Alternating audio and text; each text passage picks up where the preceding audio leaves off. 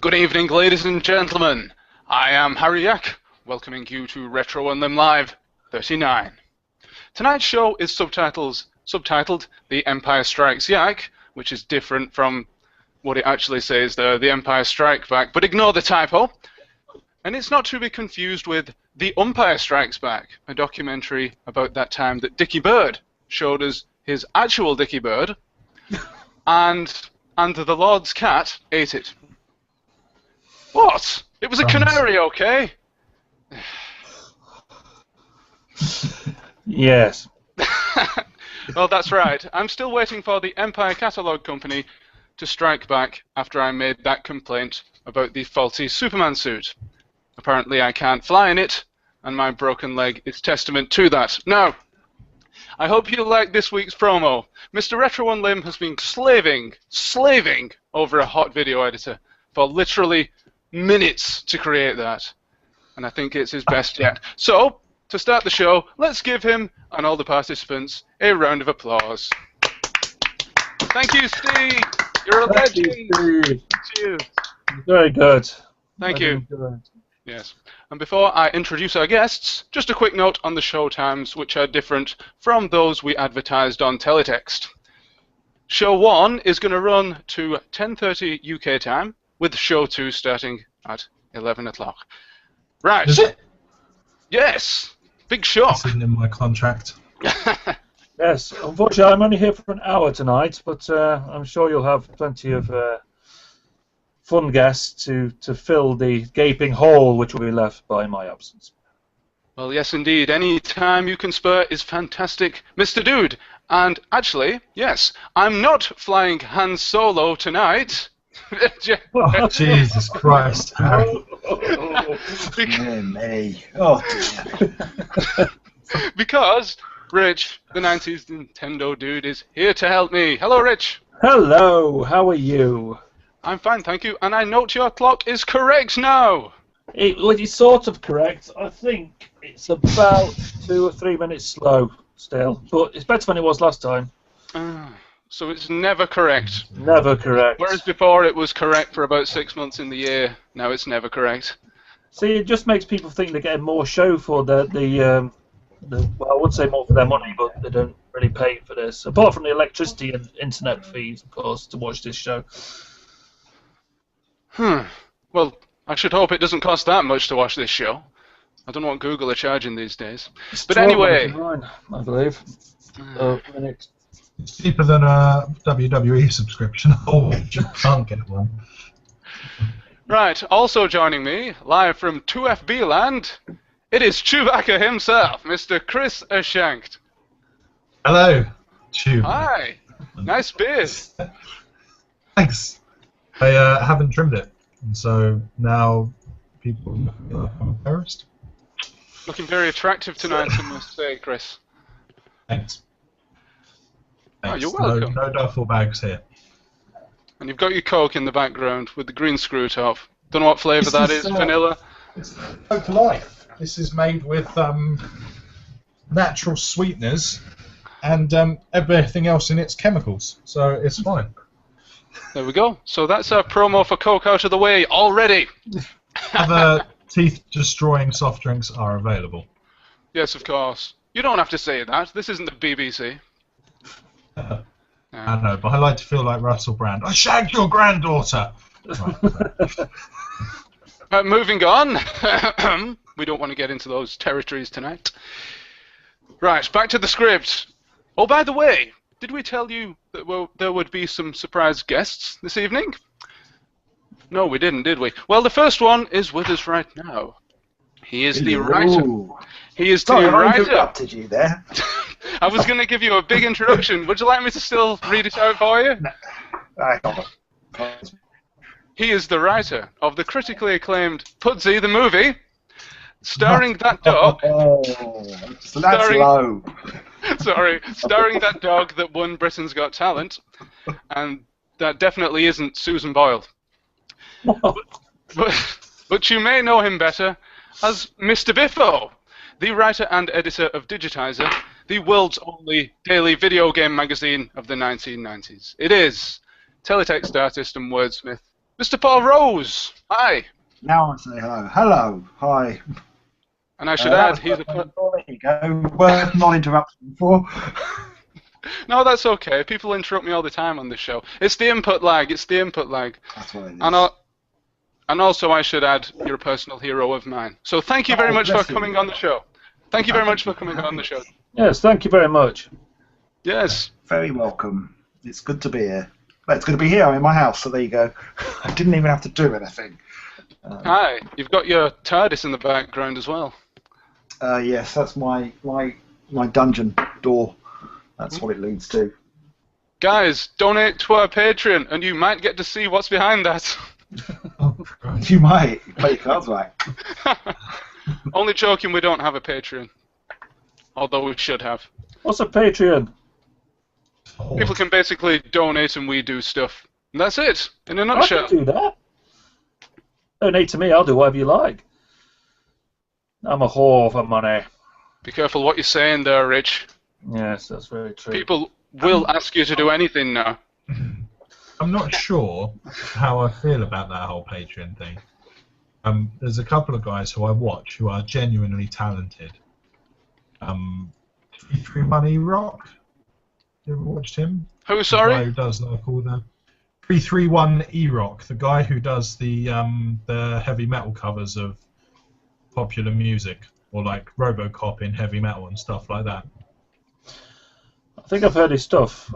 He is I know the guy. genuinely I know. talented with an electric guitar, but so Patreon for him is perfect. But there are a lot of people who use it who are just like, here are my tits, give me some money every month. Well, I know Kimball Justice has gone on the warpath about Patreon recently, and he's recently returned in this last week, I believe. I'll have to catch up with his stuff. So yes, that's one person I do watch. I pay for. Oh right, and do you? Oh, I'm not a patron. Well, I am a patron of 331 E-Rock. I will say that. Ah, okay. And what are you paying him for? Just to do more kind of heavy metal covers of Star Wars songs? You get like I don't use any of them because I don't think that they should. But you do get access to stuff like you can have like Google Hangouts with him, like this, for example, and you can tune in and watch and talk to him, have a one-on-one Q&A and stuff like that. It's like. What does he talk like about? fan club. I suppose you haven't heard them. I don't know because I don't know of them. But I think that he needs musicians, especially, very underpaid for what they do unless they go on a shit show. And so I think that people like that they need support and stuff, and that's cool. You know, it costs me. I think I give him like $1 a month or something like that, and that's cool to kind of know that you're helping somebody keep going. Does he give you a perk in return? Does he send you something every month? But that's what it is. Hold on, I'll find his what his Patreon. What I could get, but I don't get. Hold music while he's doing this. So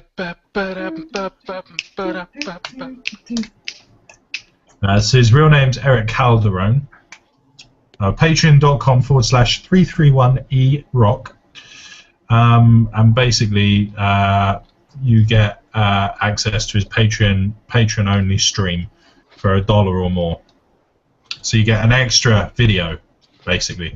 If you do $5 or more, you get the guitar tabs and the backing tracks to every weekly video.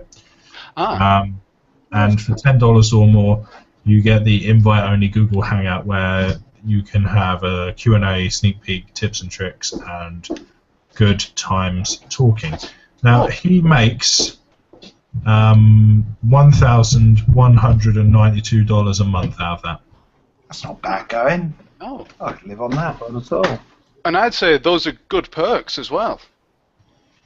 Yes. So Imagine- he does quite well, but he goes to awards and he's a very talented guitarist. He's not in a band or anything, so you know that helps him live out there in California or wherever. And that's it. I think it's the basically. way forward. If you're an artist or something like that and you've got a fan base, you know, it means Absolutely. you don't have to go through the big companies, and you know, there's always going to be compromise on those. Oh, I'm sure you know, that those they take situations. 10-20% or whatever Patreon. I don't know how it Oh, works. really? Okay, that's interesting. I'm sure that they'll, like PayPal or anybody, they will take a percentage. Mm. Yeah. How does it work with Kickstarter? Do they take a cut, or how are they funded? Does anyone know? Yes, they do take a percentage, and I'm not sure exactly what it is, but they do take one. Right. They do, and worse than that, if you don't, there are other ones like Indiegogo, where no matter what you get, basically you get to keep it. But Kickstarter, you don't keep it, do you? It all goes tits up, and you don't meet your funding, even like by $1. Then basically, the project's cancelled. In that situation, can't you just pay $1 yourself, or get your mum to do it, or something? That's what you do. In that situation, yeah. Mom, I want to pay $1 to this guy on the internet. Who is he? I don't know. You'll get a T-shirt. Yes. Imagine if they had such things back in the teletext days. We talked about doing something like that for 2 Fat Bastards T-shirts, but we never did. Why not? Because we just said, well, if people want them, we'll just do them at cost for people. So that's what we did. Oh, that's a good gesture. Yeah. Are there any left, by the way, that people can buy? Nope. We do them on order now, so we've got a deal going with a guy, and basically, if people want them, we just do them at cost, which is pretty cool. Right, so guys, if you want a 2 Fat Bastards T-shirt, phone in and ask him. Whatever, email, whatever they use these days in this post-teletext era, I don't know. I do want one. Page. I want one for Blackpool. I need to get one. I need to go for Blackpool so I can get shouted at. I'll get you one at Blackpool, mate. Yeah, so you can be shouted at by a thug for wearing a T-shirt that says bastard on it. Yeah. Get some printed up, Chris. Get some printed up. Right, guys. Tonight is going to be a Q&A special. So, I'd like you, yes, you sat there in that chair, to leave us your questions and comments for our panel to answer. We've got the 3 guys here, myself, and we're going to be hopefully having some more special guests, retro gaming special guests, to discuss and generally pick apart your queries. Are we actually going to talk about retro gaming on this? That doesn't usually happen. Yes, indeed. That's the point, Harry. Have you got topics and stuff? Actually, that's weird. Tonight, I don't, but I have quite a lot of questions that have been posted to the RetroUnlim Facebook. So we can jump into those right after we do. And everybody loves this. It's the birthdays. Oh. Yes. No, it's not Jesus' birthday till the 25th of December. But Carly Rae Jepsen, a singer notable for the song Call Me Maybe, is 29 today. Well, happy birthday, Carly. Carly Rae. Happy birthday, Carly Rae. Don't know if her first name's Carly Rae or Carly, and the second name's Rae Jepsen or whatever. Oh dear. But somebody else who you may have heard of, Bjork. She is 49 today. Bloody hell. Yeah, we all feel old now. Bjork. Yes. Oh, sorry, Bjork. Did I say York? Did I say York was 49? I think you said Bjork. Sorry. I'm going to blame that on Google Hangouts. And also, Harold Ramis. Harold Ramis, the recently deceased Harold Ramis, would have been 70 today. So, happy posthumous birthday, Harold. No. Sadly passed away earlier this year. Remember, we had that minute's silence for him. I know really good about how Ramis, but I'm not going to tell you. Sorry, Paul, what was that? You broke There you up go. on the Hangout. It's probably best that I don't repeat it. No, I know some really good gossip about how Ramis that I can't tell you. Ooh, you learned it from Gossie the dog, then? You cocktease. Yeah, I know. Story of my life. Right, and I was saying we had some questions. So, do you think we should jump straight into them, guys? Yes, do it. That's what we're here to do, to serve you, the general public, the retro gaming public, the RetroUnlim gaming public. So, here we go. To start us off, here's a question from me, and this is directed to Paul. Hi, Paul. Hello. Now, Paul, we all know that video games journalists were like rock stars in the late 80s and the early 90s. They were? But you got into it in a rather unusual way. via programming pixelated graphics for stadium scoreboards. So, how did you go from writing for the most popular analog video games magazine of the decade, go from that to, you know what I'm talking about, don't you? Yes, the dog. It's not a very interesting story. I'll try and jazz it up with some dancing or something. But I was working at Teletext doing the graphics, and it was just that they'd just taken over, or were about to take over from Oracle, which, if anyone remembers that, was the Teletext service that was on ITV beforehand. And they just put out a request to all the staff to suggest ideas for sections. And I suggested two things. One was a kids' cartoon strip, which turned into Turn of the Worm, and the other one was a video game section. And they didn't have anyone who wanted to write the video game section, so they said I could write it, which I ended up doing with a guy called Tim Moore. And eventually, it sort of took over the day job doing the graphics, because I enjoyed it more, basically. So I put more time into writing about video games than doing silly pixelated pictures. So what were you That's more it, trained? really. It's not interesting. What were you more trained in, the design side or the writing side? I mean, I wasn't trained in writing at all. At school, I used to write stupid shows because at the time when I was growing up, there was a lot of industrial action, and teachers said they weren't going to put on any school productions. So I used to write and put on these kind of sub Monty Python style comedy reviews. But Teletext Graphics, even that, it was self-taught, really. I got a job prior to working at Teletext. I was working at Wembley Stadium, and then prior to that I was working for Ladbrokes Racing, doing the graphics for their Teletext site and their in-store betting screens. And yeah, I just taught myself. I mean, they didn't really do kind of courses to learn how to be a teletext artist. And when I worked at Ladbrokes, no one there really knew how the graphics worked. They just sort of sat me down. I was 15 when I started there, and they just sat me down and said, "Come on, get on with it. Do a picture of a horse." So I had to work it out.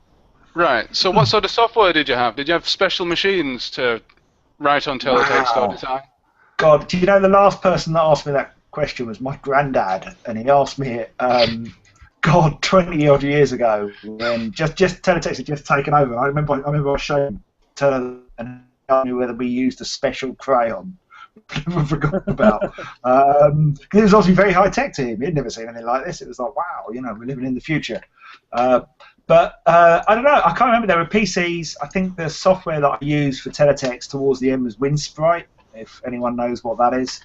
WinSprite 2.1, I can't remember. WinSprite, definitely, but the software we used at Ladbrokes, I haven't got a clue what it was. I know it was PC based, but yeah, nothing special. I'm being attacked by one of my cats here. Go away. Evil. Chris, can I ask a favour? Could you just take over for a second? I've got a technical problem. Yeah, of course, no problem. Where are the questions, though? They are on the Facebook page. Oh, right, okay, yes, I will load them up now. Don't be alarmed if I leave for a second. It's just a minor issue with my browser, okay? Okie dokie. No problem. Right. Here's a question for you, and this should probably be to Rich, because he'll understand it. Right. And you can chime in as well. It's really Thank simple. you very much. We have a guy called Monkey Spaz who's on our show quite a lot, and he tends to buy a console, keep it for about a week, even current gen stuff like a PS4 and an Xbox One, and then sell it. So John Latimer has asked, a PS4 with Grand Theft Auto 5. Should Monkey Spaz buy one?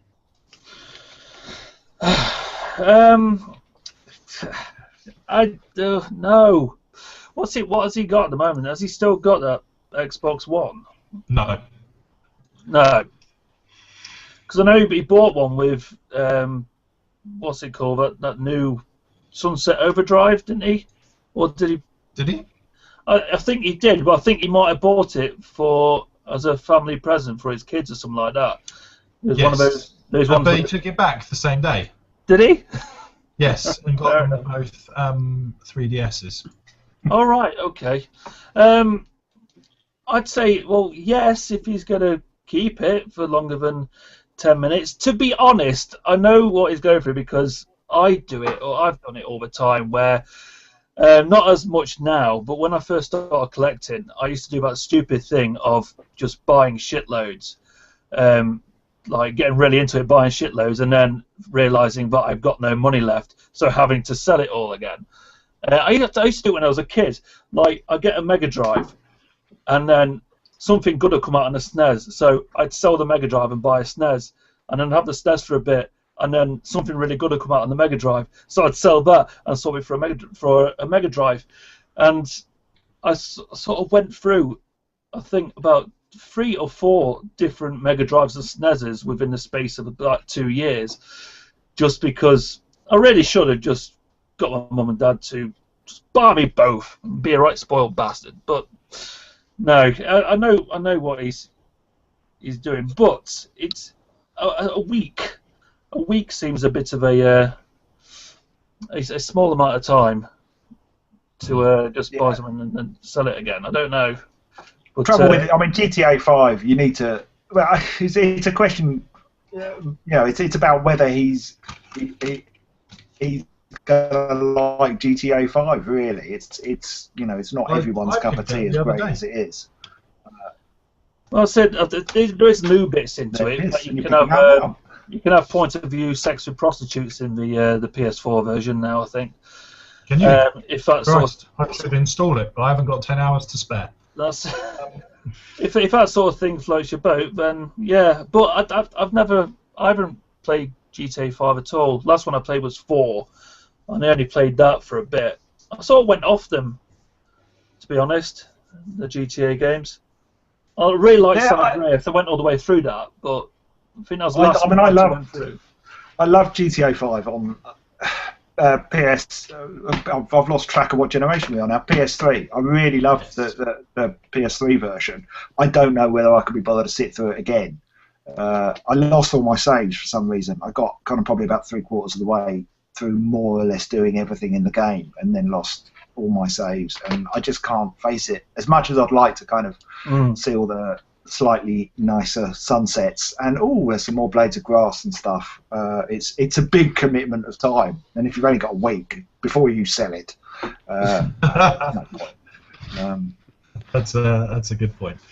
I picked it up, even though I've played through it on the PS3, because I understand that now you can do online heists, which appeals to me. I might give that a go. That'd be quite good. But I would like to play it again at some point. Not straight away, but I may want to start again and just see the graphical difference, because it does look fantastic.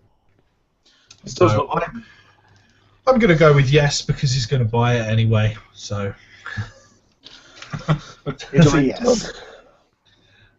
Here's a good question, again from John Latimer. He asks, have you ever declined a chance of a night out so you could stay in and play a game? If so, what game was so important that you would rather play that than go out and have fun? I don't think I've ever declined a night out. Not in the recent times, because there's always been sort of save points and memory cards and stuff since I've been old enough to go out and get drunk or go out anyway. I sort of nearly lost a girlfriend from spending far too much time on Super Mario World when I was about 17. Worth it, worth it. Worth it, definitely worth it. I did all 96 levels, man. Well, 96 exits anyway. But no, I don't think I've ever done that as far as I can remember anyway. How about you, Paul? I was trying to think. I've probably come close. I mean, this week I've been absolutely caning it on Far Cry 4.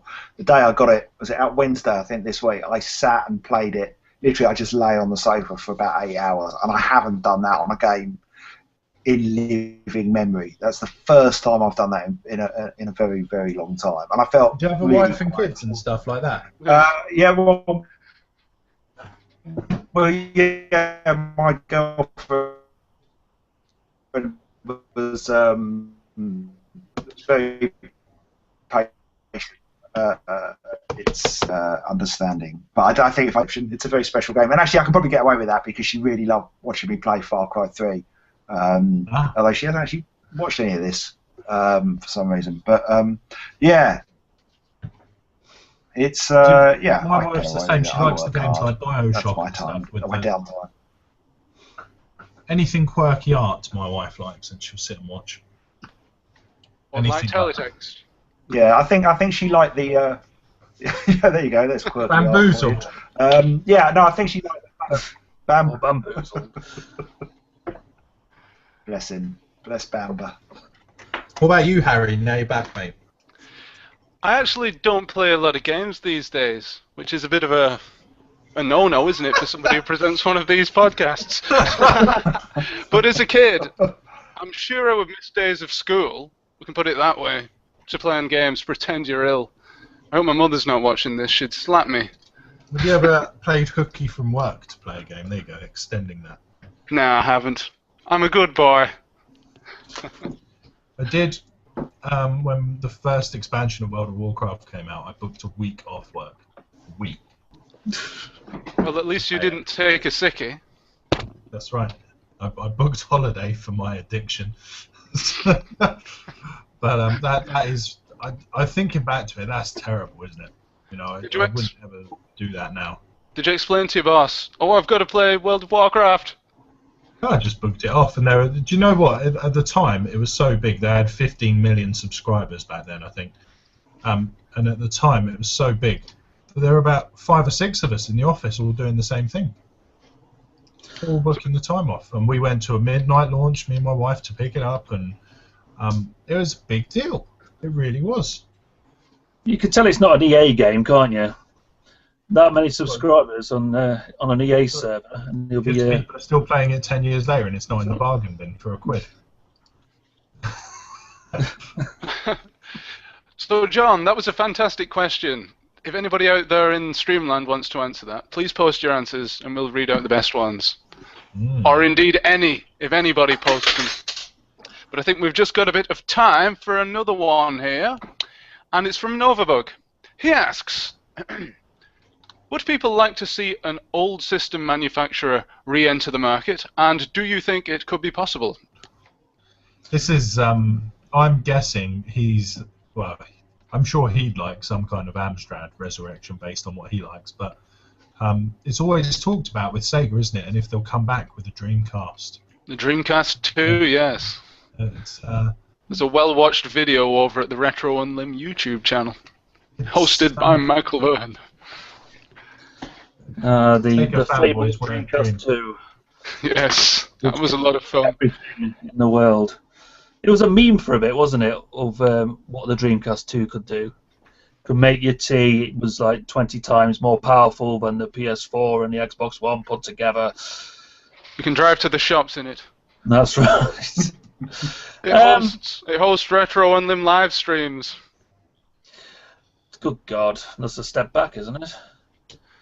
Oh, I suppose the previous one was based on Windows technology, was it not? Was it not Windows? It was, yeah.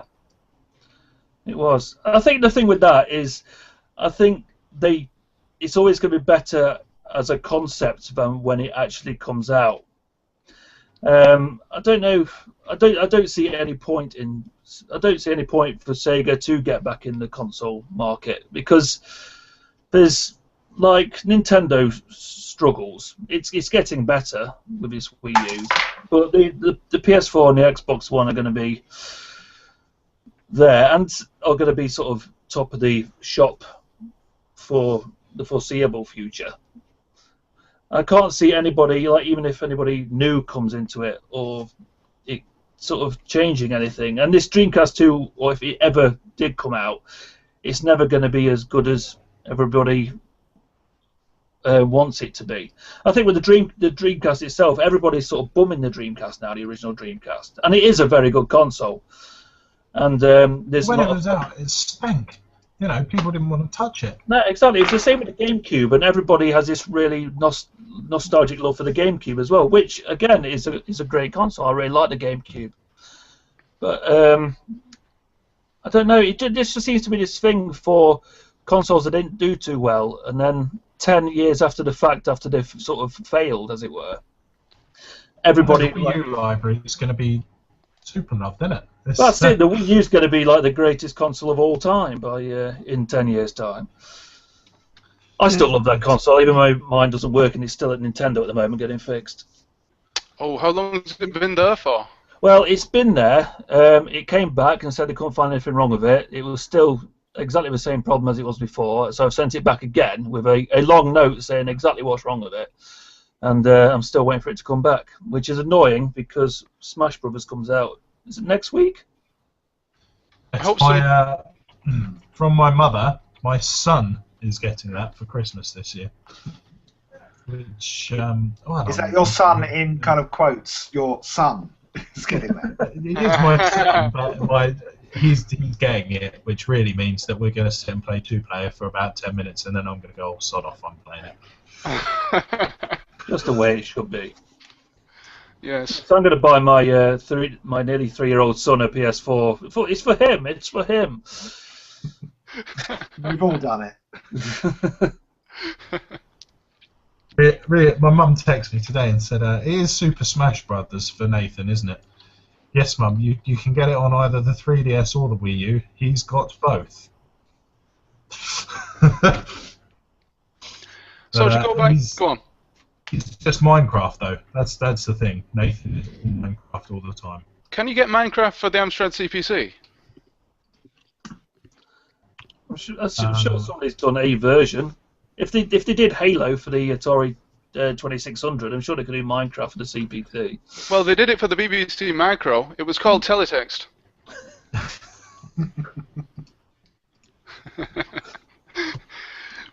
But going back to the original question, I think, Chris, you mentioned there about perhaps the Amstrad could come back. I very, very much doubt that, because Alan Sugar these days is more...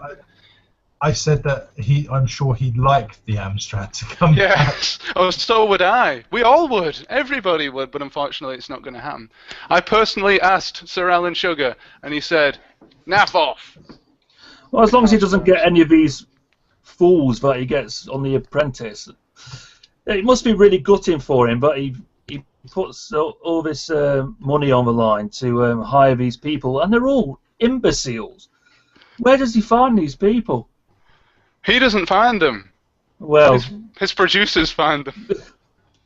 I know this is what he said in his book. You know, he couldn't believe some of the dickheads that. Well, he didn't say it. He said dickheads. I think in his autobiography, he couldn't believe some of the dickheads that they drag up to go on there. He's had rows with them in the past about it, apparently. But that's what they're auditioned to be the biggest idiots possible, and I think.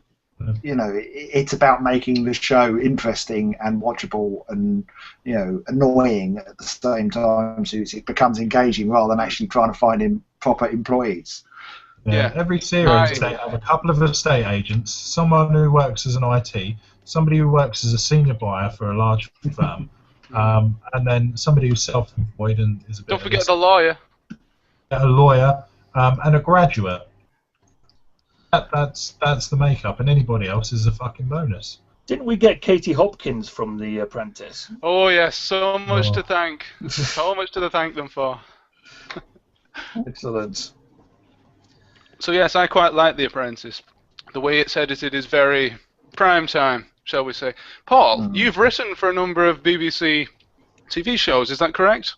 That is correct, yes. Do you have insider knowledge of this sort of thing, or can you tell us about this? Well, I've not really worked for kind of reality shows, as far as I know. I mean, yeah, The Apprentice is as scripted almost as any kind of drama or comedy, you know. But it's all done in the edit room. You know, they'll put it together. Then they'll build a story and decide, oh, that person's going to be the idiot. That one's going to be the winner. You know, it's all done after the event, but it's as fake as any TV drama. So would you say it's possible to spot the winner from the very first show from the way that the edit is? Because I tried to do that. Possibly. I don't know. It depends how far in advance it's... I don't know how far in advance that they record it. Because it's quite possible if they're kind of doing it week by week and then putting it out the following week, that the story as such could change over time. Yeah, I mean, I don't know if they just making them run around, and that's why some weeks he just fires 2 of them. Then they have to scuffle around to fuck it up for the next week. Well, this series, they've introduced a new sort of formula where they have 20 candidates, I believe, or 16, something like that. It's certainly a lot more than previous editions, so they have to fire more than one person on some of the weeks, and I believe one week he fired 3. 3? Yeah. Yes, 3! It's drama. There you go. Mess it up. I've got a question, if I may. Shoot. Paul, is it true that you have once worked on Sooty? Yeah, that was the first thing I ever had on TV. Was Sooty. How was Sooty? I actually own a sweep, an original sweep. It's up in my loft, which I stole. I probably shouldn't say that. We used to have in the writing room. We used to have all the Sooty puppets, and they're slightly longer than kind of a regular glove puppet that you would buy from a toy shop because they've got to kind of hide the puppeteer's arm. But they were just the perfect size to kind of hide bottles of wine in. And we had all these puppets stood up, and inside each one was a bottle of wine. Yeah, no, it was good. It was the first thing I ever wrote, and it was a baptism by fire because it was, the episodes were 12 minutes long. You had an A story, a subplot, and you had a main character who couldn't talk. So it was a bit of a challenge, but I learned a lot from that. Did you write sweeps lines?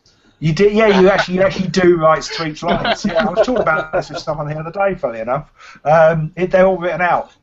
Sooty gets a bit repetitive because it's constantly, Sooty taps, knocks, and whispers in whoever's ear, and then that person just has to parrot back what he said. I was just going to ask, are sweeps lines subtitled on teletext if you put them?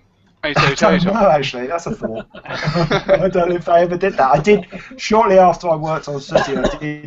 They got me in on the Channel 4 did one of those 100 greatest shows. They did 100 greatest kids shows, and all the links were presented by, I remember this, Jamie Theakston with a load of kind of kids TV puppets, sweep dialogue, but it was all kind of slightly filthy. So I actually got to script Sweep saying "fuck off" in that, and he actually says it. He says it. If you look for it on YouTube, it's on there somewhere. Oh dear, 1,000 childhoods ruined. Oh dear. Well, what do you do now, Paul? What's your how do you make your living? I write very unpopular films starring dancing dogs. That's mostly I still write. Mostly kids TV, that's the day job these days. Is writing assorted bits of telly. Pays the bills, keeps me out of trouble. If you had a chance to write for any show, what would it be? God, my gut feeling is always to go Doctor Who, but I think I used to be a really big EastEnders fan, if you can believe there is such a thing as a really big EastEnders fan. And I worked on EastEnders, and I wrote one episode, and it was such a horrible experience that I literally haven't watched it since, and that was kind of getting on for 10 years ago now.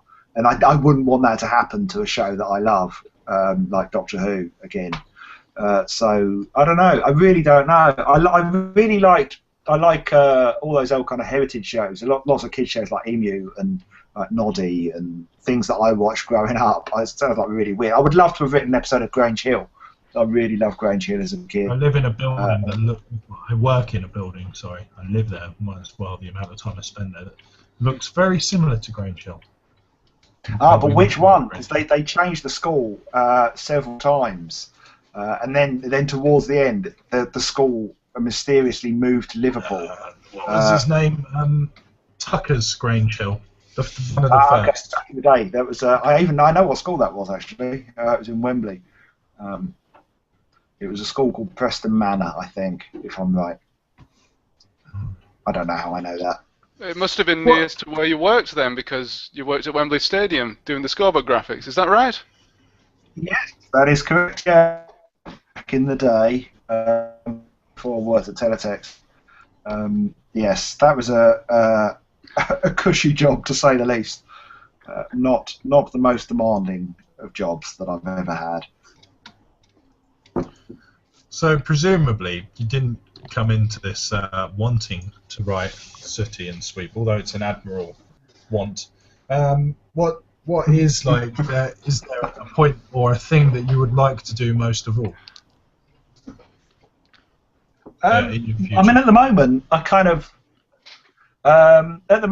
of falling back in love again with writing about games because I haven't done it in a very long time, and I've forgotten how much I enjoyed it. You know, I work on a lot of TV shows for other people, and I love my job most days, but I don't get to say what I want to say always. You know, there's always a degree of compromise and creative kind of collaboration with it. And back when I did Digitizer and my Edge column and stuff like that, it was, I was able to kind of just say what I wanted to say. So about games, which I love games and I love kind of saying what's on my mind. So they went together well. So yeah, I kind of at the minute, I don't know, I'm rediscovering a bit of a love for that. So yeah. Did you write a blog? I'd like to write a Star Wars film. That'd be cool. Yeah, just in the last week. There you go. I can plug my blog. Because I've sort of been kind of semi-retired as Mr. Biffo for about 7 years really now, and literally in the last kind of 10 days, I kind of just popped up. There was a tipping point. I don't know if I can say what it was that made me decide to come back. But I wrote something just for fun that was based upon an actual games journalist. And I really loved writing it, and I thought, God, I've missed this too much. So just on a whim, I think I stuck it up online and kind of came out of hiding away on Twitter and just started posting stupid jokes. And so far, it seems to have gone down quite well. People seem to have actually missed me, which I wasn't expecting. I thought I'd kind of turn up and be a bit like Adam West post Batman, where people are kind of saying, "Who's that guy? What's he doing here?" But no, it seems to have gone down well. Yeah. Excellent.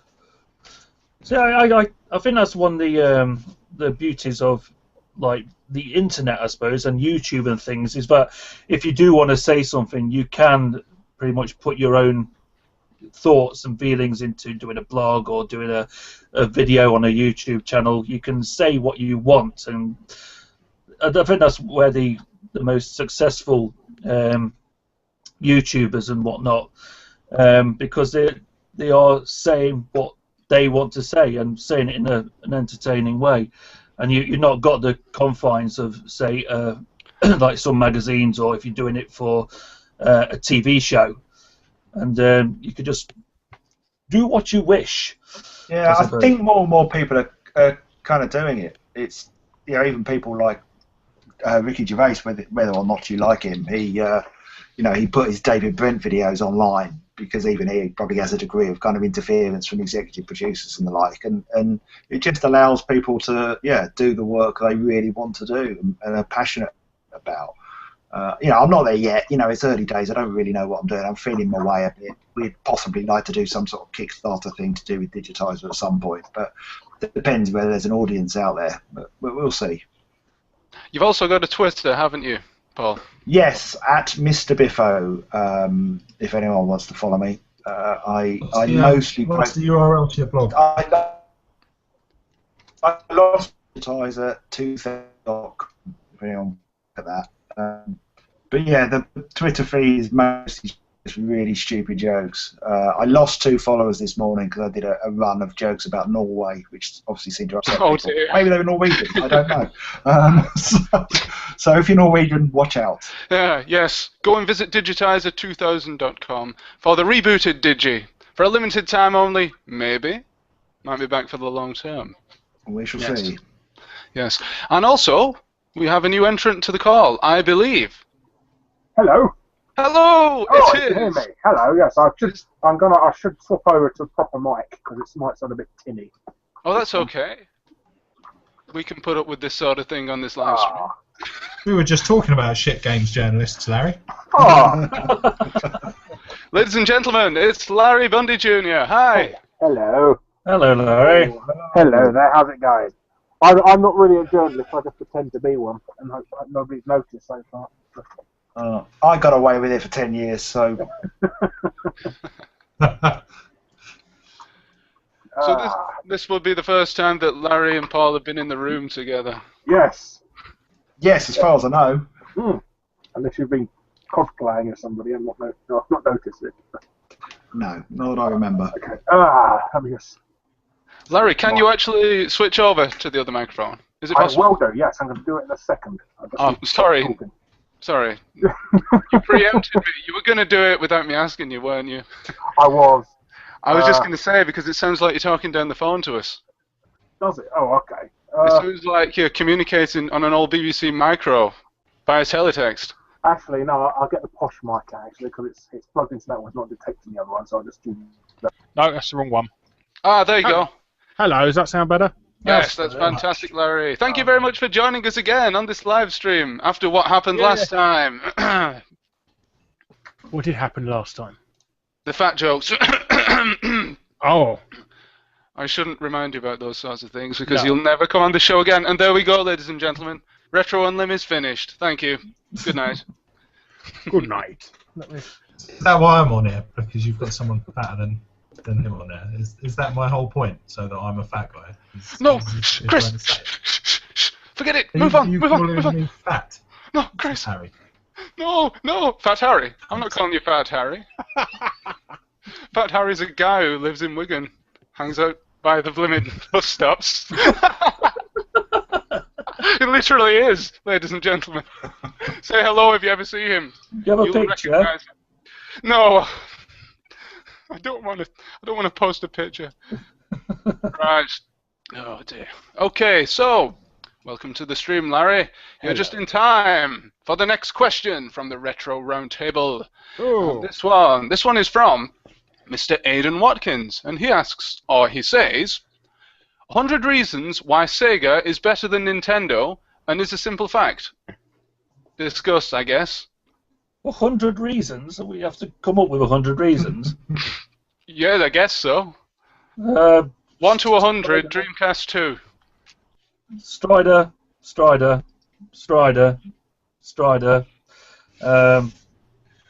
4 Sonic games versus 2 Mario games on the 16-bit. Very true. Or 5. But were those Sonic games all better than the Mario games? Well, nope. It's a point of objectivity, isn't it? And many Sonic games on the Game Gear. So what year was Sonic 1 released? 1991, wasn't it? So what year was Mario 3? What year was Mario 3 released? That's Mario 3 was 89, was it? I'd say that Mario 3 was 100 times better than Sonic 1. Is that controversial? It was 2 years earlier as well. Most people still put Mario 3 as their top NES game, so I suppose not. Although Sonic is a great game, don't get me wrong. I just prefer that game. I do prefer Mario games to Sonic games. Although I do like the first 3 Sonic games on the Mega Drive. All very good. I haven't seen a good Sonic game since Sonic on the Drive, to be What's that Sonic Boom like? Has anyone played that yet? No. That's supposed to be a step back in the right direction, isn't it? From what Is that the 3D one? I've never liked a 3D Sonic game. No. No, Sonic Adventure was all right, but it was just a bit. Yeah. Yeah. Yeah, it was nice to look at, Sonic Adventure, when it came out. But there was a Sonic 4, wasn't there? Oh yeah. I had it on 10. There was Sonic and Knuckles. Sonic and Knuckles. Oh no, they released just recently like a Sonic 4. So like a return to the 2D platforming. Okay. All very nicely rendered and so forth. I Did quite we use like- Harry? Yeah. Not Harry. Did we use Larry? Larry. Yes, he's just popped out for a second while he's sorting some technical issues. So I thought Sonic Generations was all right. I quite enjoyed that. Which one's Sonic 3D? Which one's the one that everybody hates?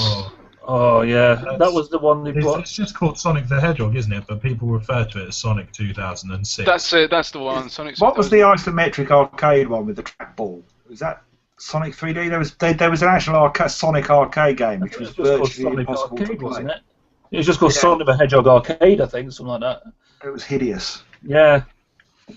Paul, would you consider yourself a retro gamer? As Yes. in, do you play any of the older games? And what's your favourite console? Well, probably the one in terms of kind of old machine. It's Spectrum. I was a Spectrum boy, and I do still play from time to time. Making noises. I still play School Days, and just, I don't play them for very long because I do find most kind of old games, certainly the Spectrum era, virtually unplayable, unfortunately. But I like watching. It's a pretty sad admission, but I like watching old Spectrum games on YouTube. I just like the sounds, the nostalgia of it. You should definitely watch Monkey Spaz then. Okay, I shall make a note of that. Paul, have you ever watched Paul? Have you ever watched Collar UK's videos? No.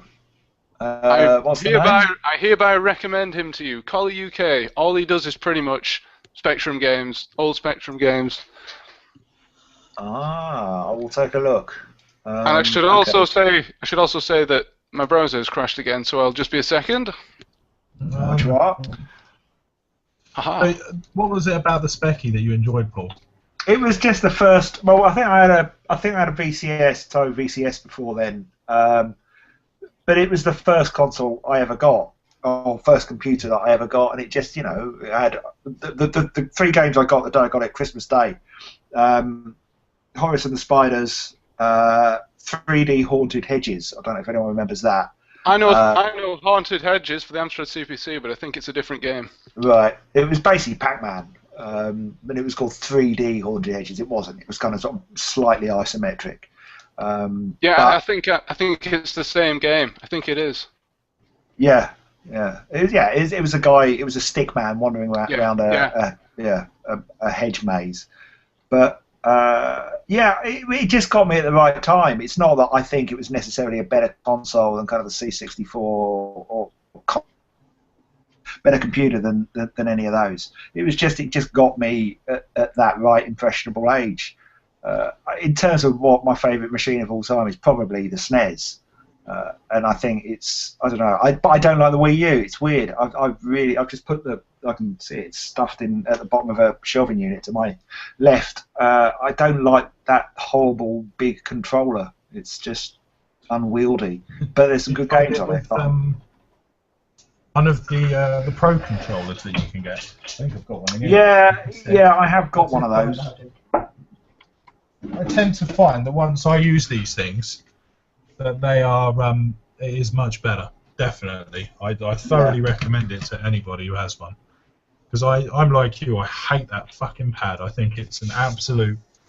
It's good if your missus is watching telly and you've only got one telly in the house. That would be the only reason I would see to use it. But otherwise, it's pointless. I know what you mean. It is a large pad, but I've not really had any problems with it apart from battery life as well. On that is shockingly shite. What's that? Sorry. So low the battery life on it. Oh, it is. Yeah, definitely. Luckily, my the power cable for mine stretches right to the seat, so it's not too bad from where I'm playing it. So most of the time, I just leave it plugged in anyway. I think it was Bacala said, "Oh, if you're a Wii U fan or you love playing Wii U, you should definitely get the replacement batteries like this." No, you bloody shouldn't. They should provide suitable batteries in the first place. I agree. Going back to the days of the Lynx and the Game Gear, where you could play with it for 2 minutes if and then packaging something, a must-have, which unless you're going to sit there and use an original Wii controller, most people aren't going to fork out for those Pro pads. No. You should have a better battery life, and you should. Nintendo, people want to sit and play Nintendo games for hours and hours and hours. If you're going to have this crappy pad with it, you should be able to last up to that.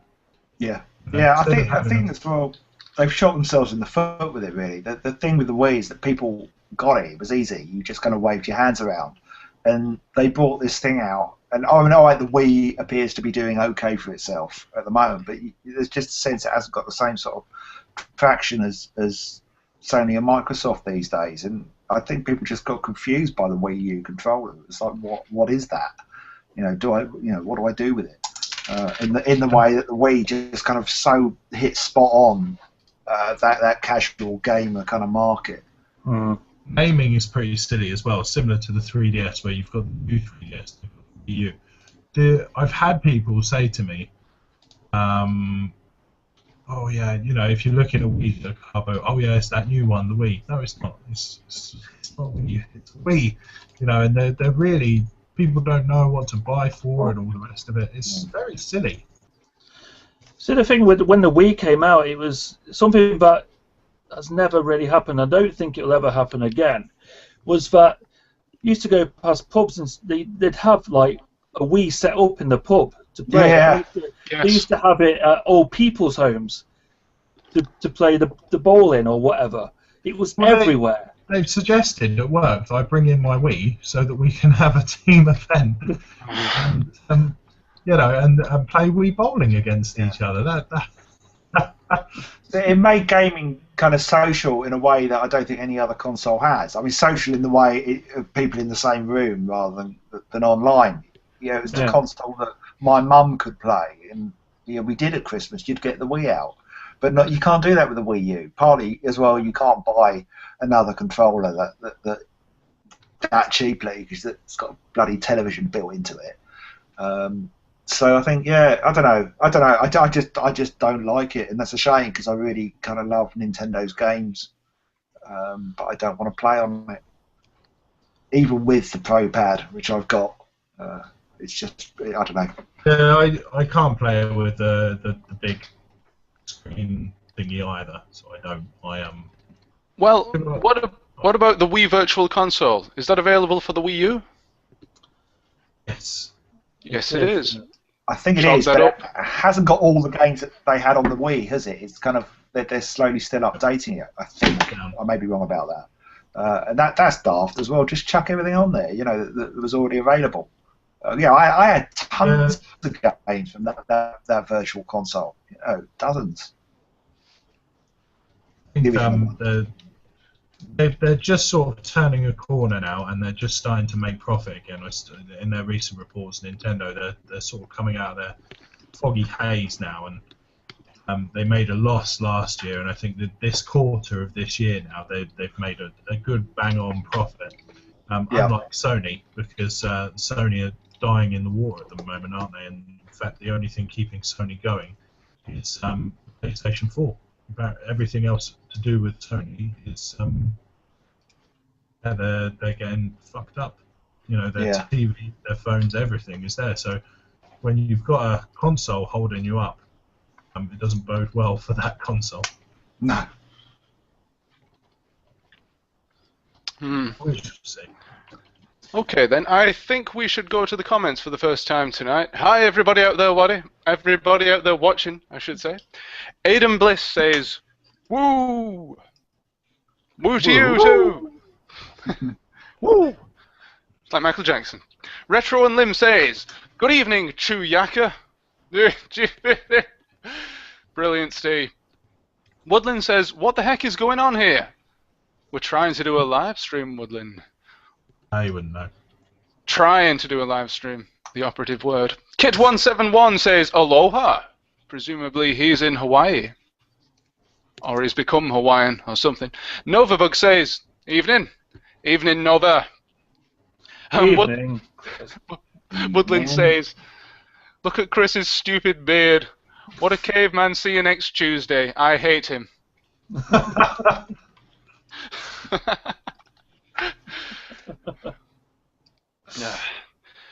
Lactobacillus Prime says, "Go on." I was going to say it's great fun if you walk into an airport like this with a duffel bag. And, that's all I'm going to say. Lactobacillus here we go. He says, "Personally, I think Patreon and people splitting up the audience into factions, where the highest payers get a personal perk / private interaction with the content creator, is something I'd not partake in at either end, actually. I don't think splitting up your fans is a good thing, but who am I to judge? People can do whatever they do. It's just not for me." So, there you go. Let's see what else people have been I'm saying. going to take this London conversation to say goodbye because I have to go. Oh, Right. That's a shame.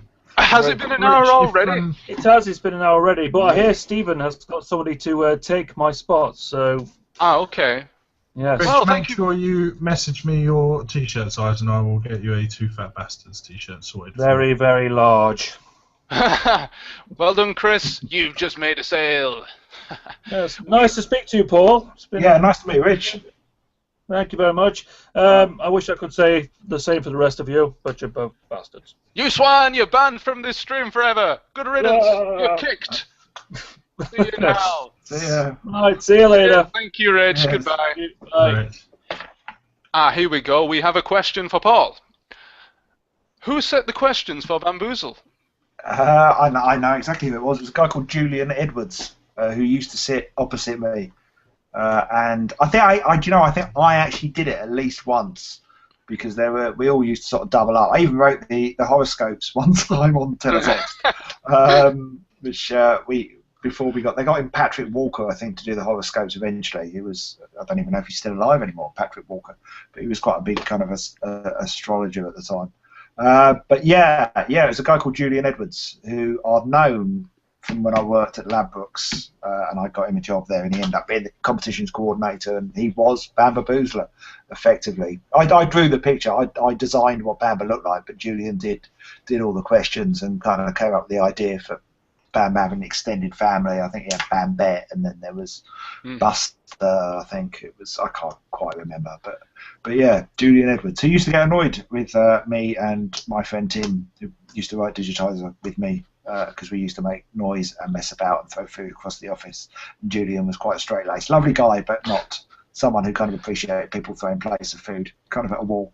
So there you go. Can I ask, did you use your video games journalism as an excuse to play games at work?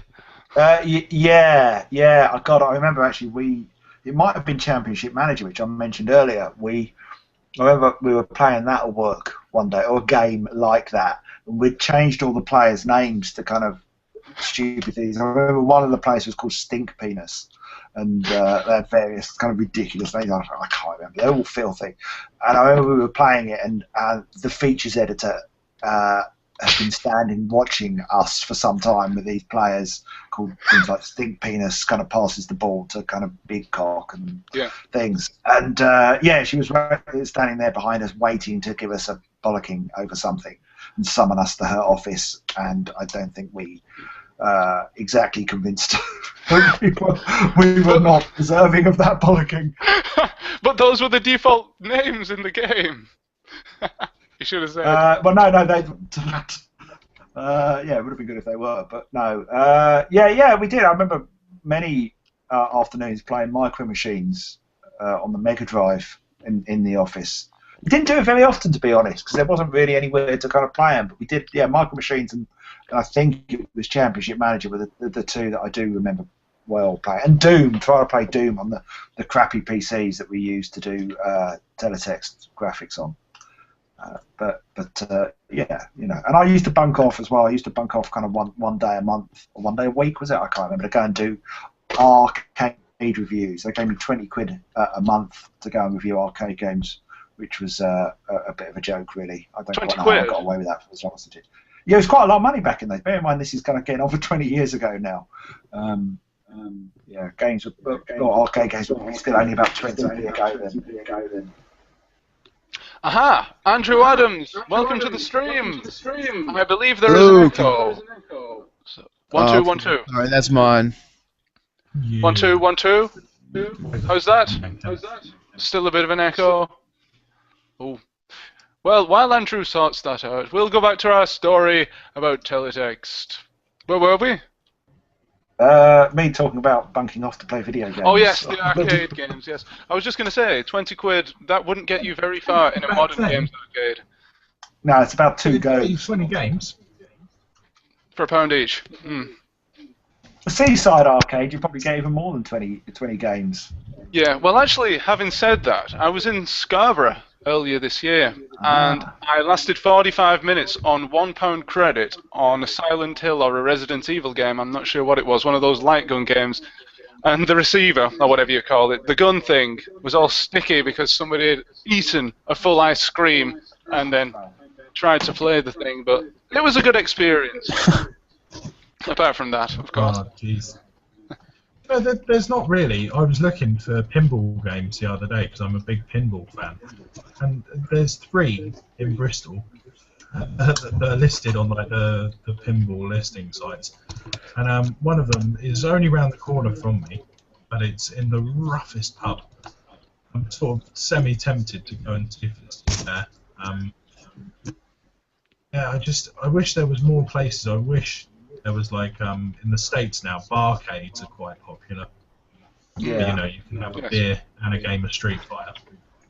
Well, so there's one, isn't it? Called Frankenbusters or something, or what's the name of the place? Frankie and Benny's? No, it's not Frankie and Benny's. I'm probably getting confused with Frankie and Benny's. But yeah, there's a whole chain which is it's basically kind of a harvester with a massive arcade attached, and as a chain of them. Oh. Andrew, would it be Yes. possible for you to turn down your speakers ever so slightly? That might be what's causing the feedback. It is better now. It's just slightly bubbling away in the background. Live troubleshooting on RetroUnlim Live. We would usually cut this bit out, but we can't because it is live. Oh dear, he's had to mute himself again. I was going to ask him if they still have arcades in the United States, but oh well. They don't have any near where I live. There's one in the Trafford Centre in Manchester, and I had the chance to go there. It's very good. Yes, I had the chance to go and look at it, but I didn't play in any games because it was part of Play Expo, and we just went to the toilet in the Trafford Centre and then came out again and went to the main Play Expo. We went there after we had some drinks in the Wetherspoons upstairs, Trafford Centre, when we went to play, and I tried out the 4D game, you know, where you're on a pirate ship and it blows wind at you and stuff like that. Oh, okay. It's quite good actually. I was quite impressed, but they didn't really have much in the way of classic, but they did have a couple of good pinball machines, so I was very happy. Well, if you go to pretty much any holiday camp these days, they'll have lots and lots of old machines. I believe I went to one earlier this year, and there was an old Sonic one, I believe, one of those Sonic racing game type things, and I thought, no, that's pretty old for a modern arcade.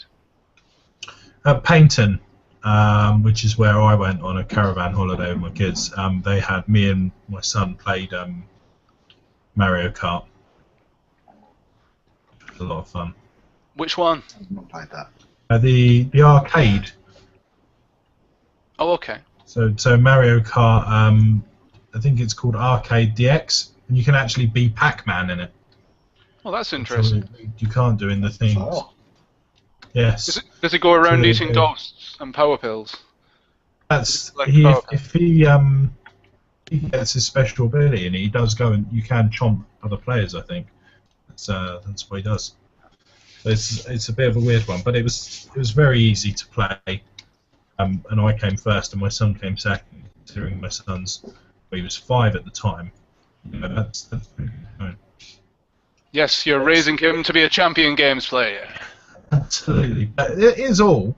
Now it's a little bit sad that there's no traditional video games there, and it's all you know, like gun games, like you were mentioning there. Or racing games, and that's all there seems to be now. There's no traditional stuff there anymore. So like 1942 and things like that, you just don't see that kind of stuff. I Isn't remember there some going new to... Star Wars game? I was going to say some new Star Wars arcade game coming out. I think I saw something about recently that looked with a big flash cabinet. Maybe I imagine that'll be a tie-in to episode 7, will it? Wait, hold on I a don't know. second. I can't. Are you not sure that it's The Empire Strikes Yack? Poster shown here. Hey. Sorry to interrupt. Continue. No, I have no more information than that. Sorry.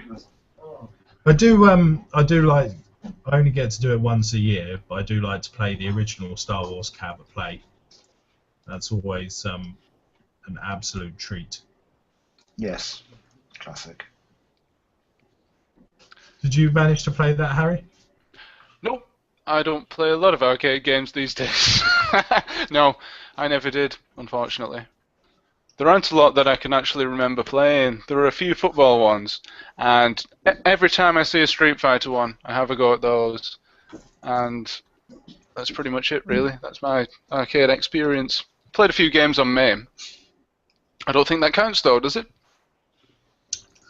Yeah, I suppose so. I have my original Xbox is modified, so it has all the MAME in it and stuff. Oh, that's pretty cool. The Executioner has one of those as well, aka JL76 Gaming. But yes, I quite liked the shoot 'em up Boogie Wings, which was recommended to me by someone on YouTube. So YouTube is good for something after all. Right, I think we should go back to the comments. Where were we? Kit171 says, Sega has said it themselves multiple times over the years. They're not coming back to hardware outside of what they do for arcades in Japan, because they can't afford it. And just like being a publisher/developer, they make more money that way, as they've also said. Besides, there really isn't room for a fourth home console. This keeps getting brought up, though. Well, obviously, people are clamoring for it, so... Obviously, there is a need. Yeah. I don't know how any other... any company now that just does consoles, I mean, like, Nintendo has turned a corner, but I think when you're up against Sony and Microsoft, even if Sony does have problems, they're just a huge kind of entertainment mega corporation, both of them. You know, they've got fingers in so many pies. You're just not going to compete on that level. I think any new Sega console or anything like that it would have to be a hobbyist thing. And then you've got the issue that who's going to make games for a machine that's got a niche audience. I don't know. I guess what you mean, with Nintendo already cater to that to a sense, and they have the license to Sonic anyway. So. Well, you could survive on first-party titles, as Nintendo have been doing recently, I'd say. No, they've got a couple. I think Ubisoft do games for them, and then the guys who do Bayonetta do games for them as well. Oh yeah, good point. You know, their first-party titles, Christ alive, Mario Kart, Smash Brothers, Mario. They've just released a new Pikmin, Splatoon, is it? That's a new one coming out, isn't it? I don't think any of the other consoles could survive on first-party stuff, basically. As I think about Sony, how many in-house games do they produce, if any? They're big ones. Uncharted, isn't it? That's their major. It's Naughty Dog. Yeah, I suppose they're Western exclusive. So yeah, I suppose that is published by. Killzone. That's their other big one. Whereas Microsoft has Halo, is their granddaddy. I think that it would be better if they all had more first-party exclusives, because they are incredibly similar right now. Yeah. It's bar. I've only got two. I've got Dead Rising 3 and Sunset Overdrive, and bar those two games, there really is nothing different. Sunset Overdrive, Paul, do you have something to say on that? Yes. I totally agree though on the exclusives thing. And yeah, part of the reason why I got Sunset Overdrive was to justify the fact that I bought an Xbox One. But yes, I wasn't blown away by it, to say the least. Oh, I know exactly what you mean. It was alright. It's fine, but it's kind of just hasn't. It's not smooth in the way that I kind of wanted it to be. I felt like I was getting a very cheap version of Jet Set Radio Future. Absolutely, yeah. It just hasn't got that same kind of flow that Jet Set Radio had, and that was years ago. And I think when you're trying to mash up, I think actually Larry's review was spot on. He said they were trying to mash up a Crackdown kind of over the top third-person game and Jet Set Radio Future, and because they were so different. It just didn't work, and they didn't have the flow, and you couldn't do these. I don't know about you, but I always found that at some point I was going to fall off, and that really fucked me off because I just wanted to keep on going round and round the city. But at some point I knew I was going to have to same. to the floor, and then I was going to have to. And instinctively in that game, you want to climb back up the buildings, and so it gets on your wick after a while, and you just stop playing. Yeah, and is any second that you're on the floor for? It's just horrible. The combat when you're not on a rail or hanging from something, it's just horrible. It's no, but I don't hate it. It's just kind of it's all right. I like the fact that it's trying to be something different, but I think it thinks it's more different than it actually is. It's yeah. It was hyped up to the point of ridiculousness because it really didn't deliver what it promised. No, absolutely not. Okay, Adam, welcome back. I believe the technical problems have been sorted. Yes. Okay, good. I was wondering. So it's been a while since you were last on. How have you been since? I've been alright. Doing this kind of stuff is a hobby, and like when you have a life, sometimes you don't have time to do these things, and that's what happened. I mean, just being honest about it, I guess. Oh, that's okay. That's okay. That's fine. Yeah. I've been pretty good. Still get a lot of games. Did you ask me about arcades in America? Yes, I was going to ask you how popular are arcades these days in America, and are there a lot of retro-style games in there? No. There are these things called Dave and Buster's, and they are basically a bar with a few things like maybe Mario Kart and skee ball and stuff like that, and like just it's not fun because if you don't drink, like I don't drink, it's not very much fun.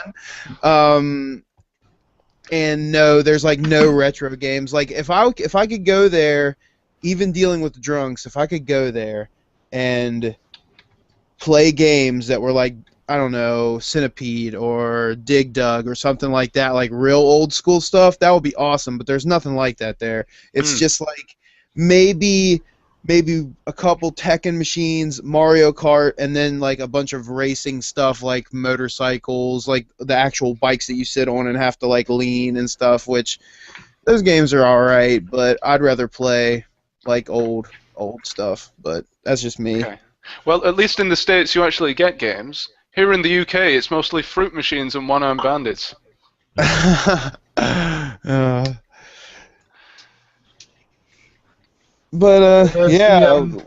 the new Batman game, which is mostly in the vehicle. Have you tried that one? No, I haven't played anything new. I've been playing all old stuff lately. Are you in a band yet? Because you're always moaning how you're not in a band. No, I'm not in a band because the area I live in absolutely sucks for any kind of music. If you want to be expressive here, it is not going to happen. Like, there are bands here, and then every dude that's in a band is also in like 2 other bands. So you can't start a band with anybody because all the people that are playing are already playing in bands together and just like swapping around. I'll join your band.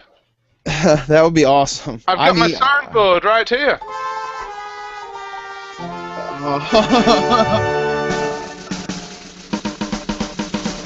Here we go. Let's jam. Sorry, I had to do that. That almost sounds like how I imagine teletext sound effects to be. Oh, actually, speaking of teletext, we have another question for... Soundtrack of my life. That's what I like. Pages from CFAX Music. We have a question for Paul here, and this is from JL76 Gaming. He asks, I don't know if you want to answer this, Paul. Was the woman who voiced Sue from the Sooty Show sexy? Because he used to think she had a sexy voice. That's so wrong, isn't it? You don't have to answer it. I don't know much I can say about that. Okay, we always used to write Sue as a kind of middle-aged woman on the verge of a nervous breakdown. And I'll just leave it at that. Right. That's probably best. I don't know why I even asked that question. I'm not going to elaborate. Gents, I'm going to call it a night, if that's okay, on that bombshell. Fantastic. Well, thank you very much for joining us tonight, Paul. I've enjoyed doing it. Maybe do it again sometime. Yes, we'd love to have you on again. One last plug for your blog? www.digitizer2000.com. Yes, and follow him and follow Paul on Twitter at Mr. Biffo. There you go. Fab. Brilliant. Excellent. All right, cheers, gents. Have a good night. Thank you. See Good night. See you, Paul. Good night, Mr. Teletext. See ya. Oh, fantastic. I just had a nerdgasm. He was a really cool guy. Oh, I didn't expect anything else. Well, I did. When you said, "Oh, this guy who did teletext," I thought, "Oh, Christ." Well, you remember back in the 90s, rather, it was just magazines, but they came out once a month, whereas teletext was updated daily. So you've got a whole captive audience there. If you take one day to read the magazine, then what do you do on day 2? Read it again? No, you go to teletext and get new stuff. So that's why teletext is better than the paper. Thank you.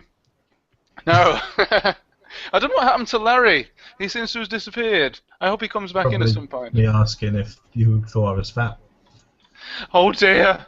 Oh, that's probably what it is. I've probably offended him, and that's it. He'll never come back again. Ooh, awkward silence. I think we should go back to the comments. That works for me. Novabug says, sod it, I seem to have missed the discussion. I had a phone call to make.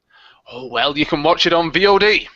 And he also says, as it's November, I just realised it's the GX4000's 24th birthday, so happy birthday. The GX4000. Yes. Awesome. Fantastic. Any more comments? Smooth MJ is taking the mick out of you, Chris. He says people still can't produce Lactobacillus prime properly. Lactobacillus prime. Bacillus prime. Bacillus, yes. I think he's talking to you there, Harry. Okay, fair enough.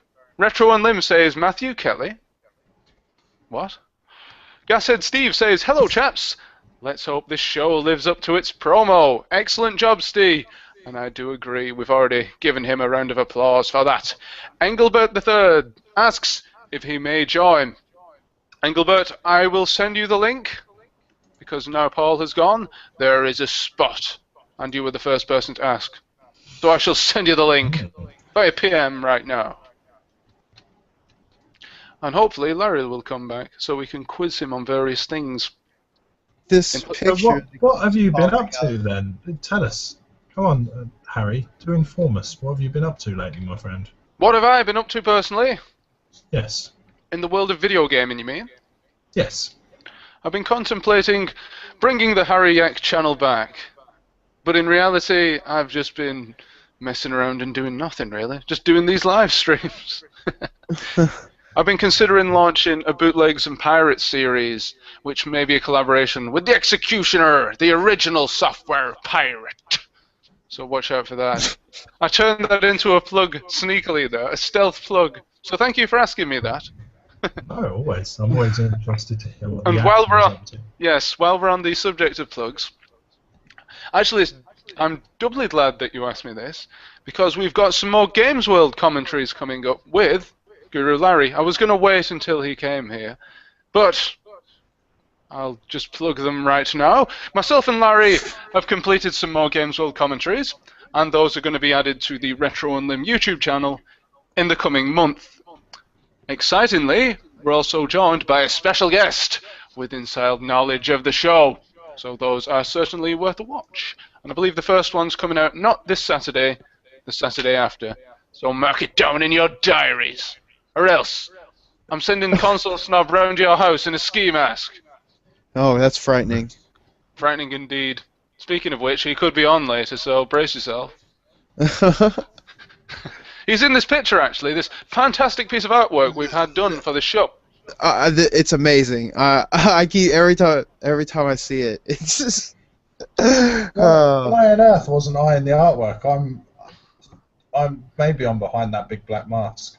Yes, that is you. Actually, send in your thoughts as to exactly who that might be behind the black mask. Is it Chris? Exactly who is it? Is it Mr. RetroUnlim himself? Is it Harry I think Yack? so. The real face of Harry Yack? Who knows? I know that another cheap plug for Mr. Jail76. I know he's getting WWE 2K15 soon, so you can expect some more commentary on that for the main event to see if I can maintain my heavyweight championship on there. Oh, so you're still the champion? I've only watched half of the last episode. It's still in my watch later list. Who did I face off for it last time? I can't remember.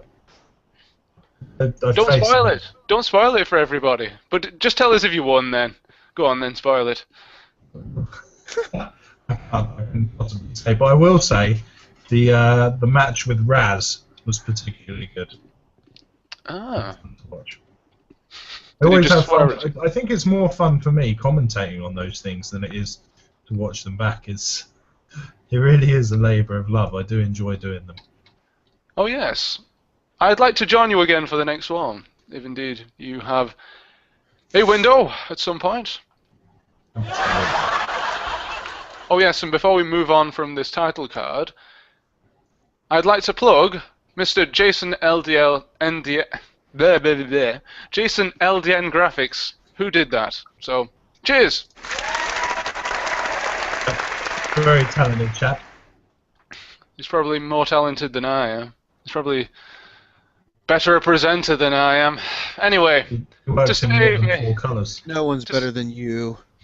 to Come save on. me, here is Engelbert III. Hello! Hi guys. You guys hear me? And look at that, you get a round of applause because I've got my soundboard up now. Great. Hey! So what did you think of Mr. Teletext? Who, me? What did you think of Paul Rose? Yes, Fran. I mean, Oh, Engelbert. I have to be honest with you. I wasn't watching. No. Oh, Sorry. there it is, the ultimate plug for RetroUnlim Live from Engelbert III. There you go. Even raised a glass of wine. Yes. Oh, dear. Anyway, I so, wasn't. since I missed it, what were you guys talking about? Anybody want to I take knew. the floor on this? I don't know what we were talking about. Arcades, really. Yes, we spoke a lot about arcades, and then we scared Larry off, and then that was it, really. That was the Yeah, end of that- RetroUnlim as we know it. Oh. I think we should get back on track, shouldn't we? Let's go back to the Retro Roundtable. And perhaps, Mr. Engelbert, you might give the first answer to this one. Okay. Brad Nathan asks, morals and ethics between gamers and how we communicate with one another. Oh, I guess that's more a topic, really, when I said... Gamergate. Gamergate. Oh, yes. In a way... Yeah, I don't even know the whole thing about Gamergate. I just didn't care at all.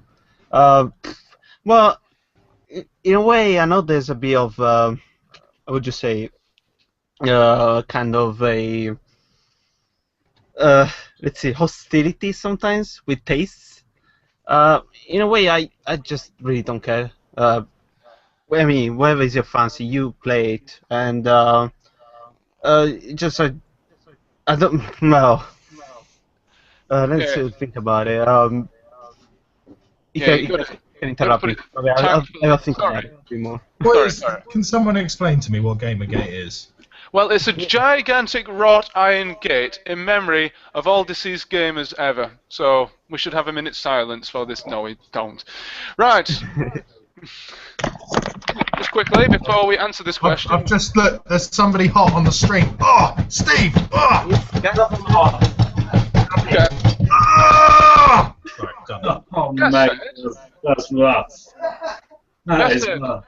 Gashead, what happened to your body? Hold on. You want to see my body? There you go. You've not got a camera big My enough. body and head don't go together well at the moment. Where are you currently? There's a black void behind you. Are you in outer space? I'm aware. I'm aware. In outer space. I am actually.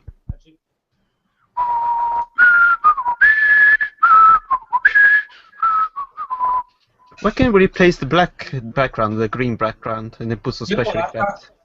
Sorry, buddy. That looks quite good actually. The black background. It I does. like that. Yeah.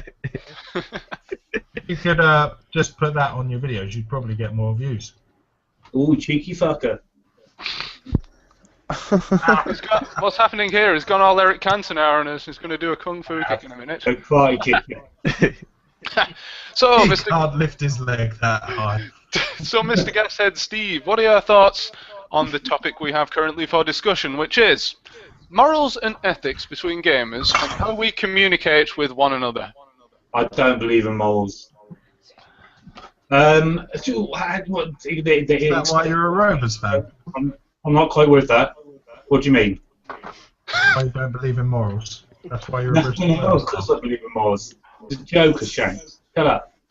Dan, what do you mean by your question? Yeah, sorry. Yeah. Right, the topic is, basically, as Engelbert III puts it, Gamergate. Ethics. Ethics in video gaming. Well, in a way, it's getting too mainstream. That's one thing. Okay, I've had a bit of thought about it, and yeah, I mean, gaming is getting too mainstream. Just people are getting too serious about it. Now think about it. You know, before it was just a very niche, really hobby. How many people did it? Or like for instance, I started out PC gaming, and that was really niche. But then nowadays it's getting more popular. You know, with the with like Xbox, PS3, and that's where it started. It all. Now people are just it's getting really serious, and then people are complaining about the whole case with Zoe Quinn, and then you get the whole gaming journalism. Actually, one thing is, if you care about reviews, seriously, just do your own opinion. Just don't read reviews. Who cares about if IGN gets paid 20 million just for a review? Just who cares, really? Form your own opinion. That's my take on it. How do you form your own opinion if you can't look at the opinions of others without being cheated? Well, you got a point there. It's mostly like you play the game yourself. See, you kind of form your own idea, and well, in a way, what I do really is just I read like various reviews, and then I kind of base the opinion of how the game is. If most of the opinions are positive, I just play the game and see how it is. I may end up disappointed, or I like it. Well, that's what I think about it. But I base my opinions on obviously the tubers that I watch. If somebody likes one game that I've liked in the past, and they're reviewing another game that potentially I might like, I go with that one. I go with that one because same taste. Well, Guesthead. Well, Steve, I base all my opinions on the videos of Mr. Larry Bundy Jr. That was a good intro there. Thank you very much. And it was 100% true, Mr. XSplit broadcaster. Yes, I don't know why it's doing that because I've not chosen XSplit. Why don't you try and run XSplit broadcaster and enable output to your virtual camera, Larry? That's very, very technical, Steve. Yeah, you'll have to run that by me. Please run the XSplit. It puts the lotion in the basket. Talking about lotion, Chris. You still got mine. Guesthead. RetroUnlim says you're out looking for video games in the wild with the black background. You're outdoors. Literally outdoors in the woods. Hold on. Let me have a little look. Oh. Is that a curtain to the other side? The one I found in the wilds. Oh. Oh. It's The Empire Strikes Yack. Nice. Or should I say The Empire Strike Yack? Those games are so hard. You let me know when you're selling that, Steve, so I can have it. I currently am, but I can't say that on the live stream. Guys, can you see it? Oh, good game. I've got Phil. Can you pass me Super Star Wars on the SNES? We've got all three. Yes, we've got onto show and tell already. It's only 10 p.m. James, can you pass me my games, please? Now listen, I paid for him. It belongs to me. I say. Actually, Engelbert, I've been told to ask you a question here by Steve as well, Mr. RetroUnlim. He asks me to ask you about Italian video games arcades. Ooh, well, the earliest arcade I remember, it was by, it was a tourist village. Well, I was born in Sardinia, so it was more of up north, by Sardinia, and it's kind of near close to, I don't know if you guys know it, Costa Smeralda. Oh yeah, that's Yeah, next to what's the name round the corner? Yeah, in it. Please have you on. Anyway, yeah, that's basically, I remember in the arcade it was Metal Slug and everything. It was like a normal arcade. It was small, but well, we don't have like a PS, and actually most of Italian arcades will close down because of drug dealing and all that. Well, you guys know. You what? Well, yeah. In arcades. Well, it was quite good. Have a quick go on Gradius. Oh, you're there. Do you fancy some Coke? It'll really help you get your score up. That was more inspiration with Parodius. Yes, and for Pepsi as well. Oh, that as well. But would you ever buy an arcade machine? Without a doubt now. General question, because I would love an arcade machine. Yeah. I'm in the process of making a main cabinet. Is it me, or does that Andrew sound like a Dalek? He does. I was going to say Darth Vader. Andrew, say exterminate! Exterminate. Oh, it's fixed itself. Exterminate. But Steve, what arcade cab would you have? Mate, I don't know. To be totally honest with you, if I had one standalone cab, it'd probably be oh Jesus. Daytona. Say Daytona. Everybody wants Daytona. Oh, Daytona, yeah, that'd be an awesome one. Or 8-Run, actually. 8-Run, for sure. That used to fuck me off, Daytona, because whenever you went in the arcade, all you could hear is Daytona on loop. Daytona! What do you expect? It's £1 a go. Not everybody can afford to play it non-stop. Well, Paul Rose could. He could play it 20 times, but then that would be it. He'd have to go back to the office and play Championship Manager with rude names on it. Actually, Championship Manager should be classed as a drug anyway. Agreed. Just my brother actually hasn't. Well, he stopped playing it, but he was playing for a long time. Just couldn't get off him. I wonder if it's as addictive as World of Warcraft. Probably not. No. Because actually, Chris, I don't know if you've noticed, but Chris is playing World of Warcraft right now. Yep. What level are you up to now, Chris? I'm about halfway through level 98. Right, so the challenge tonight is for you to reach level 100 on this stream. This is where I got my name from. Look, here, I'll show you. Where are we? This is a Shanked.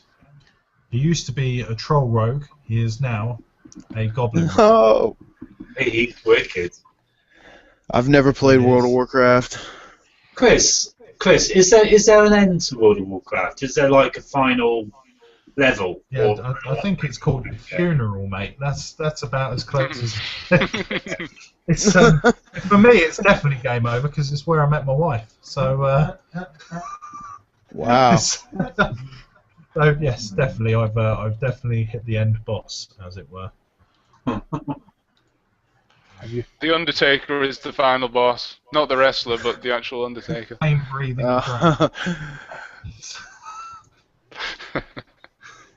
No, you reach level 100 That's the top level at the minute, and every expansion they put the level cap up. But once you reach level 100, the idea is that you go and do dungeons, or you play PvP, so you fight against other people. But it never ends, because they always bring out more content. So every month they bring out a minor content patch, and then every 2 years they bring out an expansion with loads of new shit in it, and the level cap goes up. So yeah, it never ends. Never. It's been going for 10 years this month. How many expansion packs are there? Burning Crusade, Wrath of the Lich King, Cataclysm, Mists of Pandaria, and now Warlords of Draenor, so 5. And are they basically new games? Yeah, because what they do is, like I said, so they originally got up to level 60, and then they added 10 levels on, and they added a new continent, and so each time they add on like 7 or 8 new zones plus new raids. So the difficulty tends to go down every expansion, like how hard it is to play the game, so that they can keep the casual fans playing. But at the same time, there's always loads of new stuff. So they put stuff in now like mounts, so like mount collections. No, fucking hell, he's talking. He's collections. That caveman cunt. Just fucking cut him.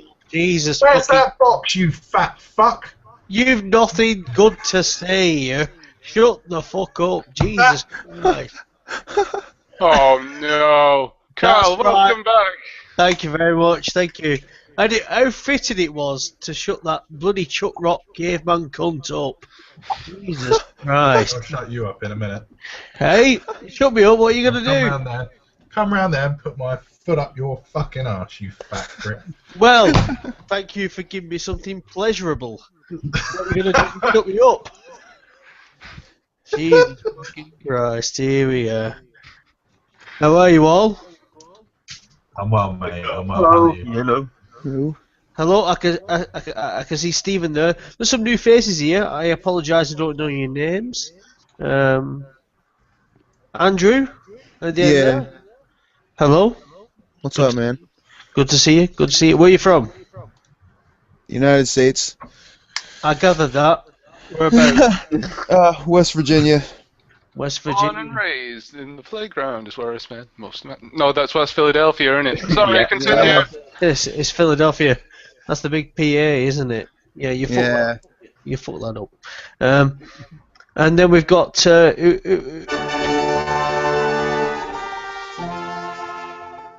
I also messed that one up, sorry. I know, fucking hell, he's not Mexican. Jesus fucking Christ. So, who's... here we are, third in, next to Chuck Rock, on his right. Who are you, sir? Engelbert, I think he's talking to you. Oh, yeah, sorry, I was dozing off my pants. You'll love him, he's Italian. Is he really? Yes, I am. Oh, very well. Where are you from in Italia? The one, from Londinia. Londinia? You sure? Are you sure about that? Because Jesus Christ, you look a bit unsure. I tell you, you look like a bit like. Do you know who?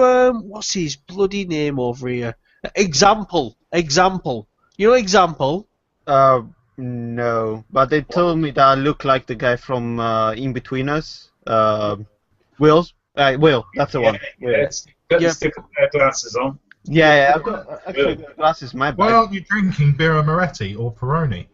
No, Prosecco. Why not? Prosecco? Oh no, Prosecco. He's drinking Prosecco. Prosecco out of a wine glass. Well, it doesn't matter, does it? Jesus Christ, Sort it it doesn't out. really drink it, Get a does it? fucking flute in there, you pillock. How can you? I'll tell you what, Chuck Rock, you've got some room to talk. You drink fucking wine out of a fucking tusk. Out of a fucking Jurassic tusk.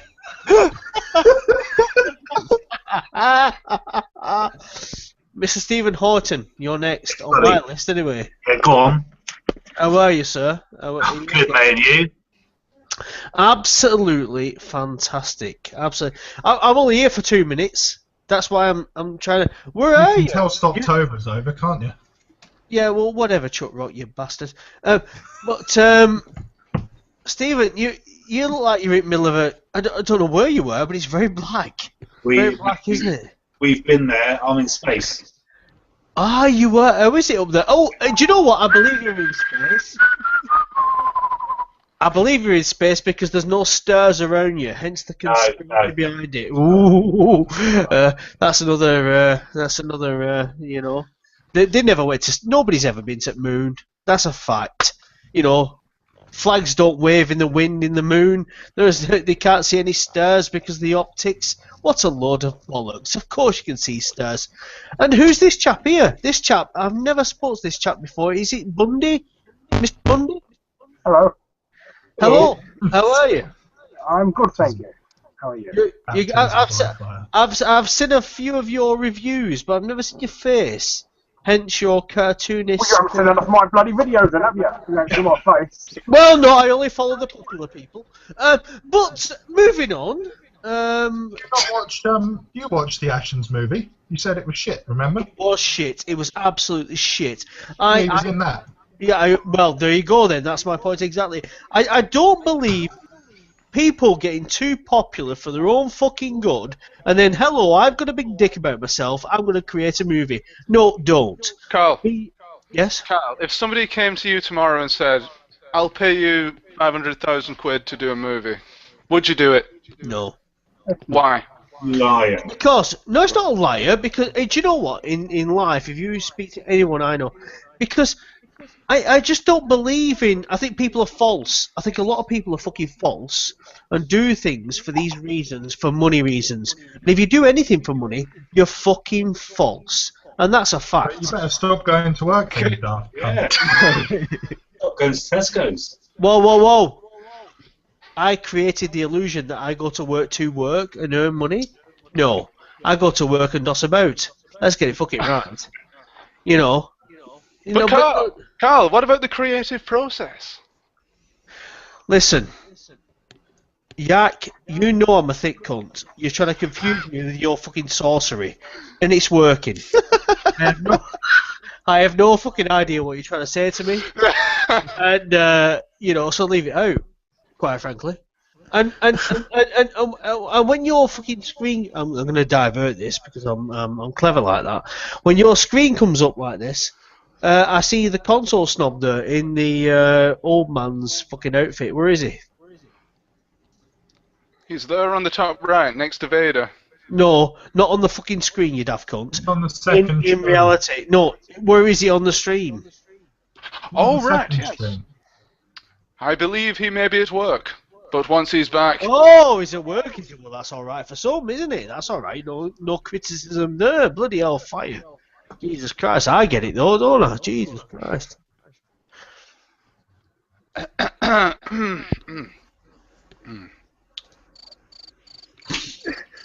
that fucking cricket. Get that cricket on. Look at tumbleweed. There should be some tumbleweed going past here. You say something about cricket. I like cricket. Let's talk about Michael Atherton. Now, come on, let's talk about some games again. While we're all here, while the gang is here. Got something here. I don't like cricket, I like baseball. You don't like cricket, you love it. Oh, Thundercats, brilliant. Thundercats.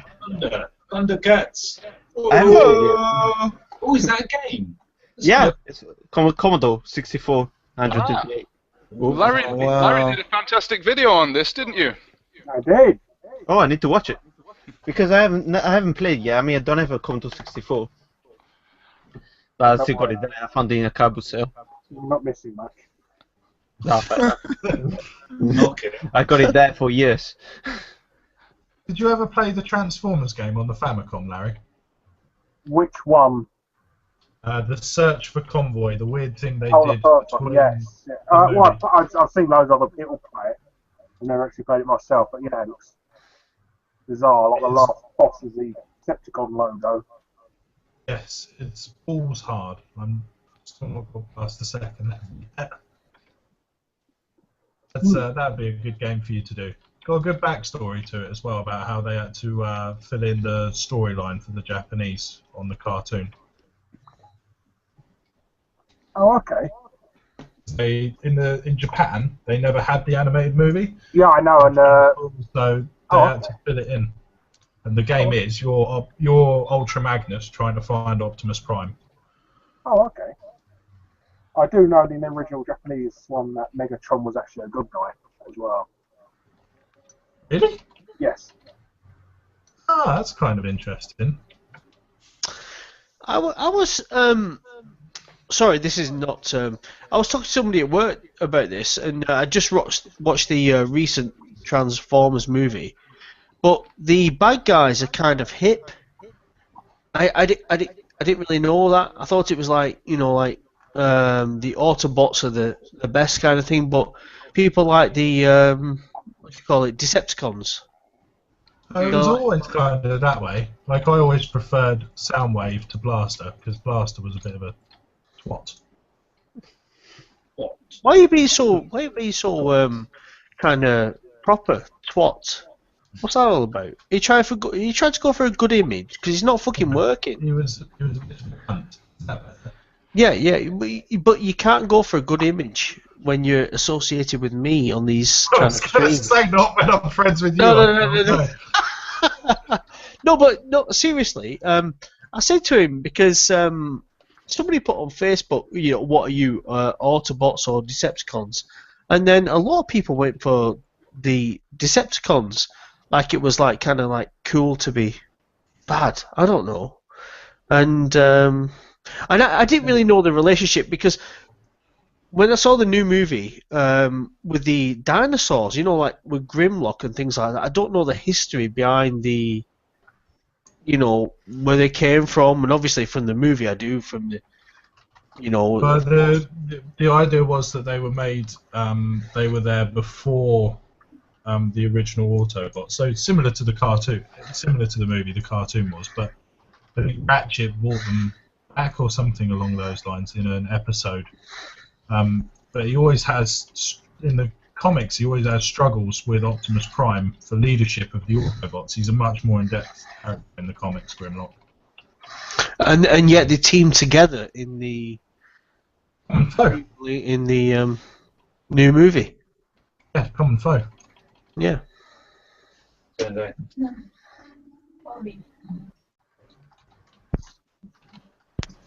Right there, Steve. Is this appearing in a black void? That's racist. That's absolutely racist saying black I was boy. going to say we call that marriage, but Okay, we call it off-color void. Okay. You're still racist, mate. You're still fucking racist. Off colour, black. There's no need for that. No, there's no need for it. I'm deeply offended. In fact, I'm going to get another beer because. Go to bed, mate. Yeah. I'll offend him much more. Let's see how much it lasts. Oh, dear. So, next two fat bastards.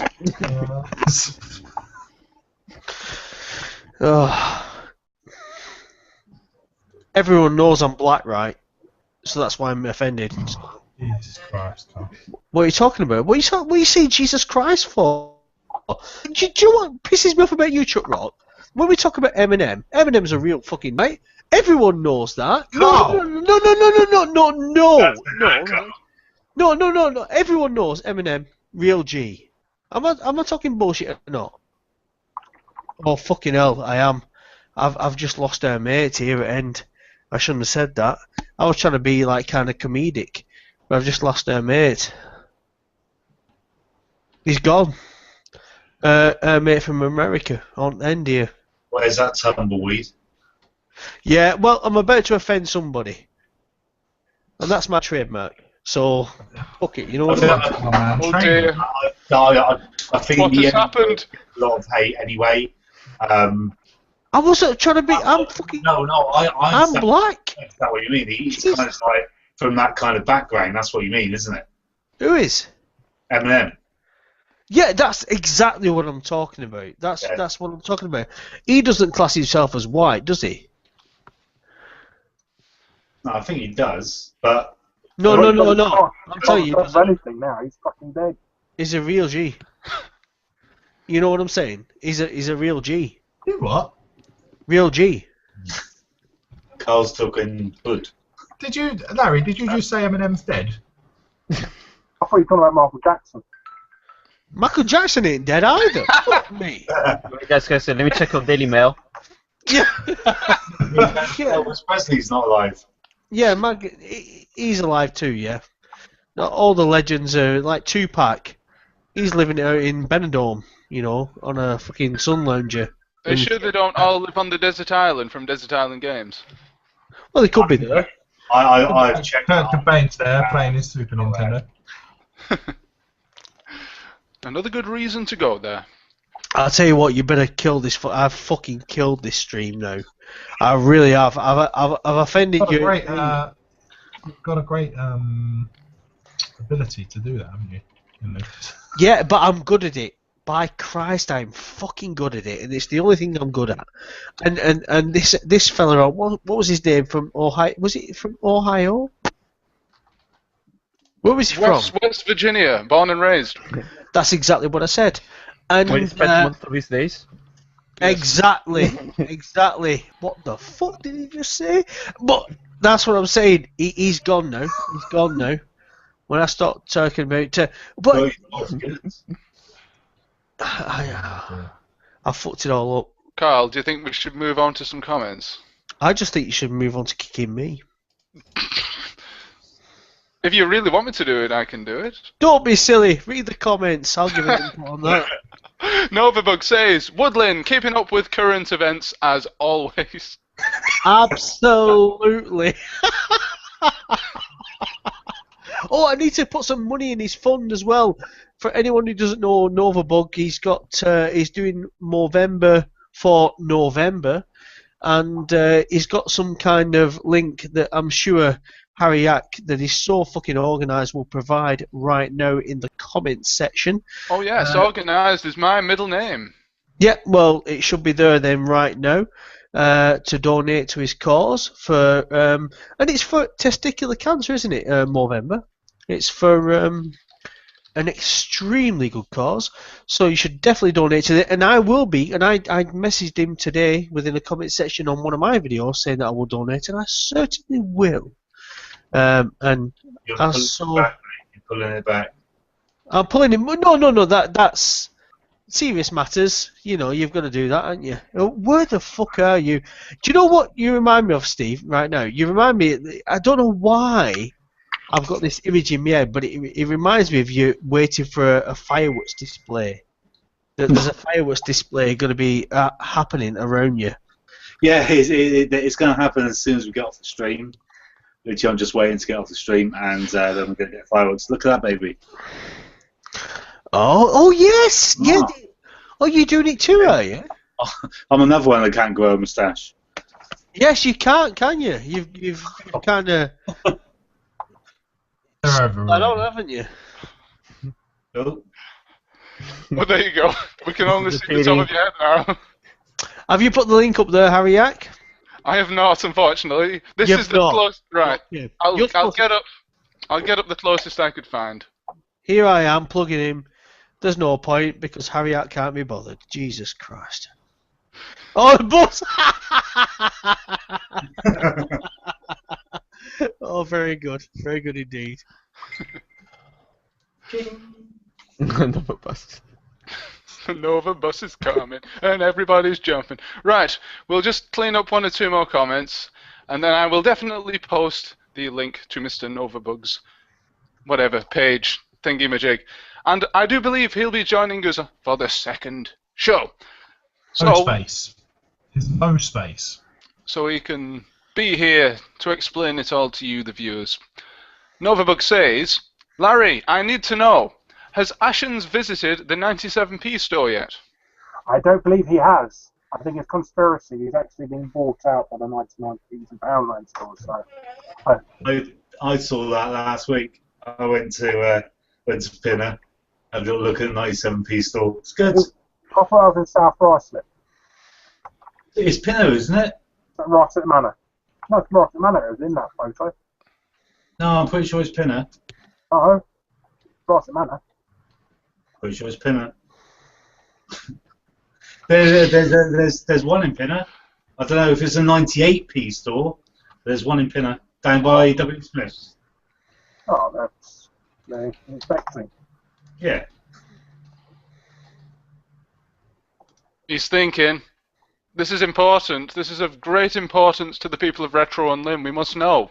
Is this the 96p store or the 97p store? The 97p store is, if you go to 97pstore.com, I believe they've even got a little store contact, so you can find one. Amazing. I actually saw on Twitter or Facebook this week, somebody posted, and I believe it may have been somebody in this stream, a picture of a bargain bin in an Italian pound store with Game Boy Colors in. Is this correct? Yeah.